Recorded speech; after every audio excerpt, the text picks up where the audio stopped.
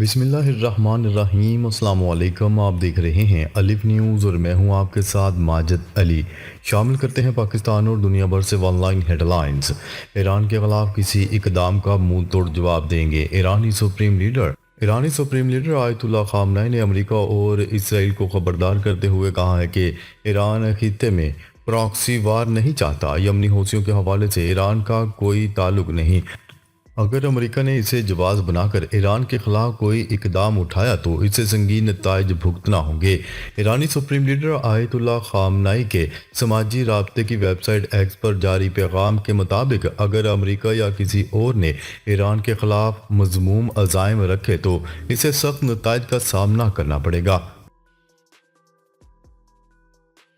کابینہ نے نتن یاہو کے فیصلے کی توثیق کر دی، شین بیٹ کے سربراہ برطرف۔ غیر ملکی خبرساں ادارے کی رپورٹ کے مطابق کابینہ نے وزیر اعظم نیتن یاہو کے فیصلے کی توثیق کر دی، جس کے بعد شین بیٹ کے سربراہ رونن بار کو برطرف کر دیا گیا ہے۔ غیر ملکی خبرساں ایجنسی کی رپورٹ کے مطابق شین بیٹ نے حال ہی میں نیتن یاہو کے قریبی ساتھیوں کے خلاف خفیہ معلومات لیک کرنے کی تحقیقات شروع کر رکھی ہیں، جس میں سے ایک پر مبینہ طور پر ایک غیر ملکی اخبار کو خفیہ دستاویزات لیک کرنے کا الزام ہے۔ دوسری جانب رونن بار نے وزیر اعظم نیتن یاہو پر سنگین الزامات لگاتے ہوئے کہا ہے کہ وزیر اعظم 7 اکتوبر حملے روکنے میں ناکامی پر تحقیقات سے بچنا چاہتے ہیں۔ نیتن یاہو چاہتے تھے کہ وہ ثالثوں سے سیز فائر پر بات چیت تو کریں، تاہم کوئی معاہدہ نہ کریں۔ اسرائیلی دہشت گردی شمالی اور جنوبی غزہ میں 3 دنوں میں بچوں سمیت 600 سے زائد فلسطینی شہید۔ غزہ کے شمالی اور جنوبی علاقوں میں اسرائیلی جارحیت میں 3 دنوں میں شہید فلسطینیوں کی تعداد 600 سے تجاوز کر گئی۔ قطری نشریاتی ادارے الجزیرہ کی رپورٹ کے مطابق 3 دنوں میں اسرائیلی حملوں میں خواتین اور بچوں سمیت کم از کم 600 افراد مارے گئے ہیں۔ اسرائیلی فوج کا کہنا ہے کہ جنوبی غزہ کے رفح پر زمینی حملہ جاری ہے اور فوجی دستے بیت الحیہ اور وسطی علاقے کے قریب شمال کی طرف بڑھ رہے ہیں۔ اسرائیلی فوج کا غزہ کی پٹی کے وسط اور جنوب میں کارروائی شروع کرنے کا اعلان۔ اسرائیل غزہ کی پٹی میں اپنی فوجی کارروائیاں جاری رکھے ہوئے ہے۔ نئی پیش رفت میں اسرائیلی فوج نے غزہ کی پٹی کے وسط اور جنوب میں زمینی کارروائیاں شروع کرنے کا اعلان کر دیا۔ غزہ کے شمال سے جنوب کی طرف نقل و حرکت کی اجازت صرف الرشید روڈ کے ذریعے ہے۔ میڈیا رپورٹ کے مطابق اسرائیلی فوج نے غزہ کی پٹی کے شمال سے جنوب تک پھیلی ہوئی مرکزی سڑک صلاح الدین محور پر نقل و حرکت پر پابندی عائد کر دی۔ اس نے گزشتہ روز فلسطینی پٹی میں مخصوص زمینی فوجی آپریشن شروع کرنے کا اعلان کیا تھا۔ جلد دنیا میں امن کے لیے معاہدہ ہو جائے گا، روسی صدر بھی آمادہ ہیں ڈونلڈ ٹرمپ۔ امریکی صدر ڈونلڈ ٹرمپ نے کہا ہے کہ جلد دنیا میں امن کے لیے معاہدہ ہو جائے گا۔ روسی صدر ولادیمیر پوٹن بھی آمادہ ہیں۔ امریکی صدر ڈونلڈ ٹرمپ نے کہا کہ روس اور یوکرین بھی ان مجوزہ معاہدوں میں شامل ہیں۔ یوکرین کے ساتھ ایسا معاہدہ بہت جلد ہونے والا ہے۔ انہوں نے کہا کہ چاہتے ہیں کہ یوکرین تنازعہ جلد ختم ہو جائے۔ روس اور یوکرین جنگ خاتمے کے لیے مثبت انداز میں آگے بڑھ رہے ہیں۔ یمن کی تحریک انصار اللہ کا حوثی اہداف پر بیلسٹک میزائلوں سے حملہ۔ یمن کی عوامی مزاحمتی تحریک انصار اللہ نے دعویٰ کیا ہے کہ اس نے مقبوضہ فلسطینی علاقوں میں صہیونی اہداف کو بیلسٹک میزائلوں سے نشانہ بنایا۔ اسرائیلی میڈیا نے بھی خبر دی ہے کہ خطرے کے سائرن بجتے ہی صہیونی وزیر اعظم نیتن یاہو، جو پارلیمنٹ کے اجلاس میں شریک تھا، اجلاس کو چھوڑ کر پناہ گاہ کی جانب فرار ہونے پر مجبور ہو گیا۔ شمالی کوریا کا جدید ترین طیارہ شکن میزائل سسٹم کا تجربہ۔ کورین سینٹرل نیوز ایجنسی نے یہ اطلاع جمعے کے روز دی۔ ایجنسی نے بتایا کہ یہ تجربہ میزائل سسٹم کی جامع کارکردگی کو جانچنے کے لیے کیا گیا۔ اس میزائل سسٹم کو گولہ بارود کی صنعت کے متعلقہ ادارے میں پیداوار کے لیے لگایا گیا ہے۔ نیوز رپورٹ کے مطابق میزائل تجربے سے ثابت ہوا کہ جدید ترین طیارہ شکن میزائل سسٹم انتہائی تیز رفتاری سے حملہ کر سکتا ہے اور اس کا مجموعی ہتھیاروں کا نظام انتہائی قابل اعتماد ہے۔ یمن میں حوثیوں کے تصویراتی ٹھکانوں پر امریکی فضائی حملے۔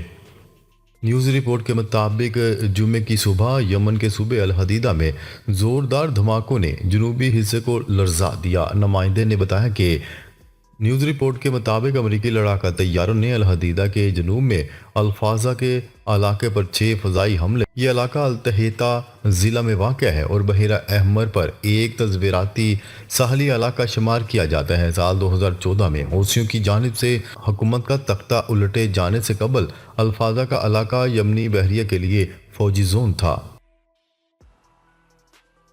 روسی صدر کی شام کو مکمل اور عملی تعاون کی پیشکش۔ روس کے صدر ولادیمیر پوٹن نے شام کے نئے سربراہ احمد الشرا کو روس کے تعاون اور حمایت کی پیشکش کی ہے۔ نیوز رپورٹ کے مطابق روسی صدر نے گزشتہ روز شام کے عبوری صدر احمد الشرا کو بھیجے گئے اپنے پیغام میں کہا کہ روس شام کی علاقائی سالمیت و استحکام کے لیے عملی تعاون کرنے کی پیشکش کرتا ہے۔ یوکرین کے روس پر ڈرون حملے، اہم اسٹریٹجک بمبار ایئر فیلڈ تباہ۔ 30 روزہ عارضی اور محدود جنگ بندی کے باوجود یوکرین نے روس کی اہم اسٹریٹجک بمبار ایئر فیلڈ پر ڈرون حملہ کر دیا۔ غیر ملکی ذرائع ابلاغ کی رپورٹ کے مطابق دھماکے کے نتیجے میں جنگ کی فرنٹ لائن سے تقریباً 700 کلومیٹر کے فاصلے پر آگ بھڑک اٹھی۔ رائٹرز کی جانب سے جاری ہونے والی ویڈیو میں دیکھا جا سکتا ہے کہ روسی فضائی اڈے پر ایک زوردار دھماکہ ہوا جس کے نتیجے میں قریبی عمارتوں کو بھی نقصان پہنچا۔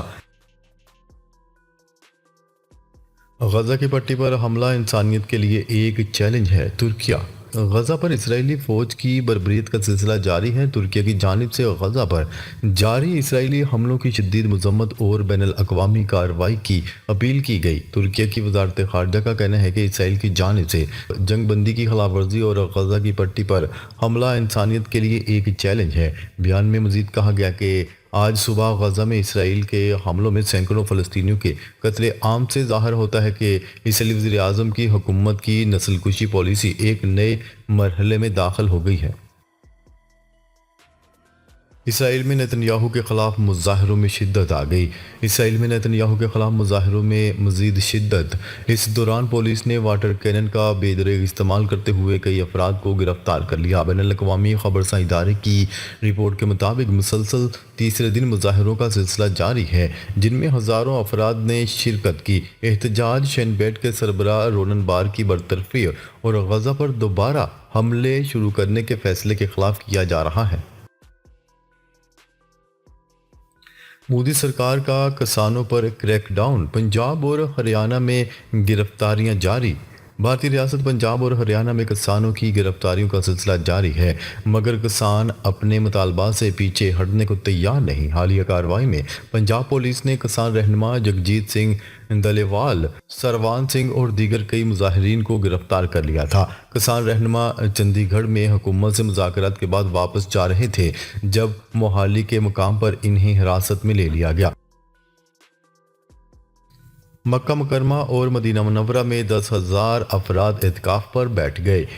نیوز رپورٹ کے مطابق رواں سال 10,000 افراد نے اعتکاف میں بیٹھنے کے لیے رجسٹریشن کروائی۔ اعتکاف کے لیے وسیع انتظامات اور عام افراد کا اعتکاف ایریا میں داخلہ ممنوع ہوگا۔ دوسری طرف سعودی عرب میں عید الفطر کے موقع پر 6 چھٹیاں ہوں گی۔ امیگریشن سسٹم میں خرابی، طورخم سرحد پر پیدل آمد و رفت بدستور معطل۔ پاکستان اور افغانستان کے درمیان طورخم سرحد پر امیگریشن کمپیوٹرائزڈ سسٹم خراب ہونے کے باعث پیدل آمد و رفت بدستور معطل ہے۔ امیگریشن ذرائع کے مطابق گزشتہ روز 25 دن بعد طورخم سرحدی گزرگاہ کو تجارت کے لیے کھول دیا گیا تھا، تاہم امیگریشن سسٹم میں خرابی کے باعث پیدل آمد و رفت گزشتہ روز بحال نہ ہو سکی۔ انخلا کی ڈیڈ لائن میں 11 روز باقی، لاکھوں افغان باشندے وطن واپس چلے گئے۔ پاکستان میں غیر قانونی مقیم افغان مہاجرین کی واپسی جاری ہے۔ غیر قانونی مقیم اور افغان سٹیزن کارڈ ہولڈرز کو پاکستان چھوڑنے کی ڈیڈ لائن ختم ہونے میں 11 دن باقی رہ گئے۔ 20 مارچ تک واپس جانے والے افغان باشندوں کی تعداد 8,74,282 تک پہنچ چکی ہے۔ حکومت پاکستان کی جانب سے غیر ملکیوں کو 31 مارچ تک ملک چھوڑنے کا حکم جاری کیا گیا تھا۔ سعودی عرب اور پاکستان میں ایک ہی روز عید الفطر ہونے کا امکان۔ ماہرین فلکیات کا کہنا ہے کہ سعودی عرب اور پاکستان میں ایک ہی روز یعنی 31 مارچ کو عید الفطر ہونے کے امکانات ہیں۔ ماہرین فلکیات کے مطابق پاکستان میں عید الفطر 31 مارچ کو ہونے کا قوی امکان ہے۔ چاند کی پیدائش 29 مارچ کو ہوگی۔ پاکستان میں سٹار لنک کو عارضی این او سی جاری۔ اسپیس ایکس اور ٹیسلا کے بانی و امریکی صدر ڈونلڈ ٹرمپ کے مشیر ایلون مسک کی سٹار لنک انٹرنیٹ سروس کو پاکستان میں آپریشنز کے لیے عارضی این او سی جاری کر دیا گیا۔ وزیر آئی ٹی شیزہ فاطمہ خواجہ کا کہنا ہے کہ وزیر اعظم کی ہدایت پر سٹار لنک کی رجسٹریشن یقینی بنائی گئی ہے، جو انٹرنیٹ نظام کی بہتری کے لیے بڑا اقدام ہے۔ ناظرین، اب تک کے لیے اتنا ہی۔ مزید خبریں لے کر بہت جلد آپ کی خدمت میں حاضر ہوں گے۔ تب تک کے لیے اپنا خیال رکھیے گا۔ اللہ نگہبان۔